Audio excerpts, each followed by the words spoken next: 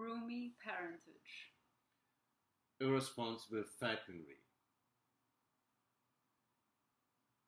Homespun blockade. Bodily deliberation. Unsound anger. Antagonistic jamming. Languorous motivation. Infamous plasma. Closeted anatomy. Hallo ILO. Boa noite, Porto. We are so sorry we couldn't be there in person to present this award to Mr. John Cayley. But we do have a message to him from Rio, and I hope you don't mind listening in. Those of you who are familiar with John Cayley's work may recognize our opening lines as one of the 1021 poems of his monoclonal microphone from 2011. Those who are unfamiliar with this piece may wonder whether it really constitutes poetry at all. Doesn't it sound a bit like nonsense? It does, and it is. But it also isn't. This is precisely the point. It is both. The nonsense of these lines is the condition of their meaning.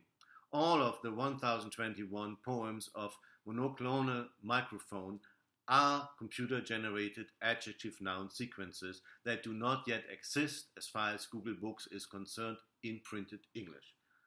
Well, they do now. And these sequences are poetic exactly for that reason, namely that they are not part of our ordinary use of language. The poetry of these random combinations lies in their potential to alienate, which is something that is expected from poetry, and that in the science of poetry is called literariness or poeticism. John's practice radicalizes this formalistic approach, focused on language rather than on content, by generating combinations that even the poet himself has never thought of, that alienate even him.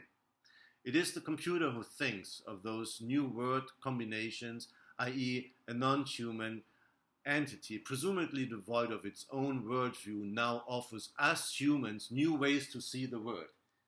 Crazy, isn't it? But what do we do with the language John has the computer generate? Does the line matter to us, knowing that it doesn't matter to the machine? Does a verse such as roomy parentage or irresponsible falconry make sense if we really try? Do these utterances about parentage that allows too much room and falconry that turns irresponsible amount to the cause and effect trajectory of a narrative? It is up to the human reader to assign meaning to these verses. It is up to the human reader to respond to the offer the non-human writer makes to answer its invitation to a good old gesture, interactivity in the traditional sense located in the head rather than in the hand. These somewhat obvious remarks about monoclonal microphone point to central aspects in John's work. It is language focused and it invites philosophical investigation. And this may be a good preliminary description of his work. Philosophical language, linguistic philosophy. The combination of technology and literature is a dangerous one. Too often it seduces programmers into delegating the work of text production to the computer and simply passing on the results to the audience. This is precisely the type of programmer cum artist that John Cayley is not. No. Rather than claiming authorship for computer-generated textual outputs, John authors larger conceptual frameworks. If John dabbles in nonsense, you can be sure he has mastered its grammar.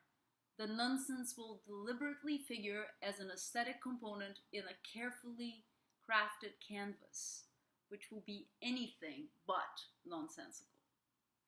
Well, that is because John knows that the code is not the text, unless it is the text. To quote the title of one of his brilliant essays, which teaches his readers precisely this lesson. If you haven't read it, do.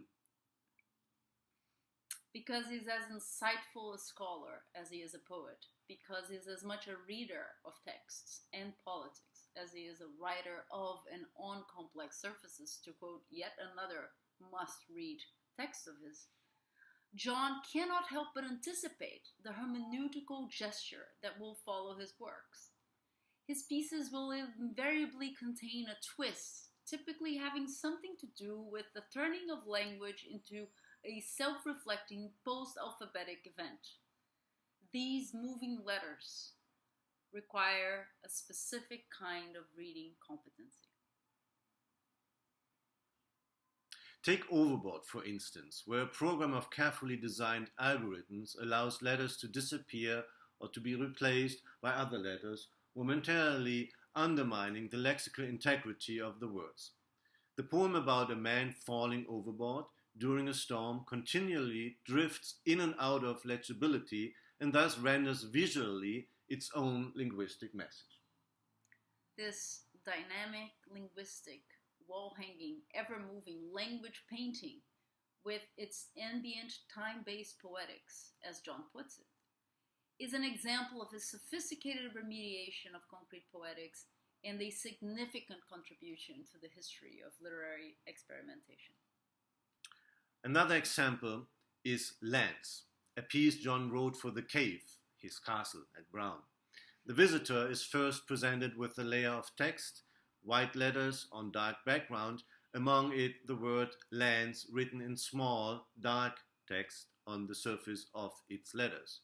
Moving closer to the word Lands gives the impression this smaller text exists behind the letters in an entirely different space to which Lands is a window or lens. The reader can eventually step through the word Lands or one of the letters into this other realm of text to find again the word Lands written in smaller text on its surface. As in any mise en abîme, the journey through the layers of text is infinitely recursive.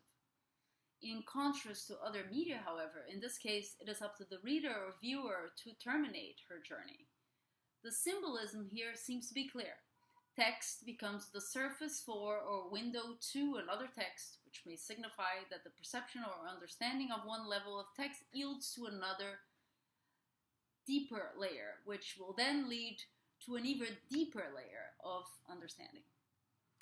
However, a less optimistic reading understands this constant deferral in terms of Derrida's difference as endless deferral and difference, without the happy ending of an arrival at the destination or an origin.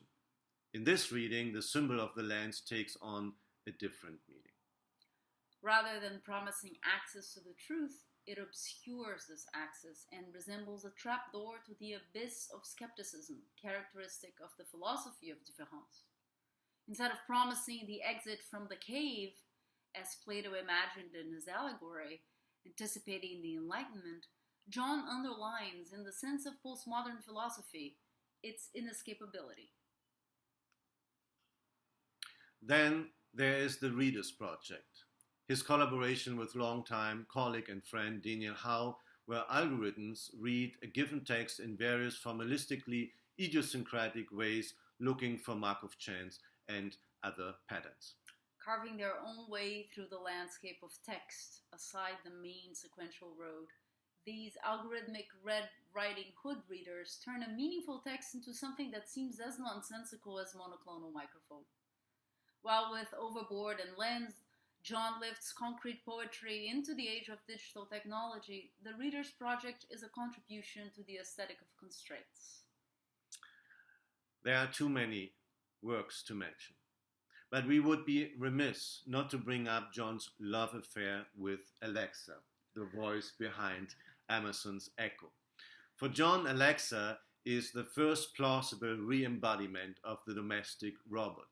Not the type that will lift weights and assemble cars, but the sort that will manage information and human interaction. Alongside Siri and Cortana, Alexa invites the poet to delve into the politics of AI, the power of big software, control by smart objects, algorithmic regulation, and so on. John is, of course, however, too sophisticated an artist to fall for facile art engagé. He knows all too well that the political lies in the form. In the form is as content in the listeners as in so many other works.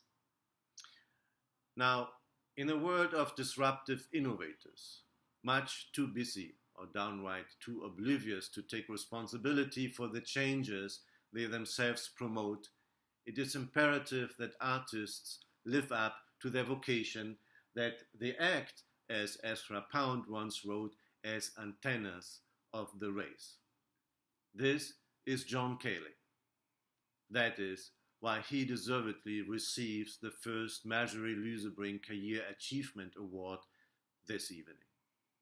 And John does it all with such grace, such humility, such devotion to his craft, his students, his colleagues. And more importantly, he manages to find that exact blend of critique and awe, of openness and skepticism. There's a kind of a wondrous detachment. And it may be what the blind algorithms behind monoclonal microphone had in mind when they uttered the phrase antagonistic jamming. Congratulations, John. Congratulations. We love you. Bye, Yellow. Ciao. Boa Bye. noite.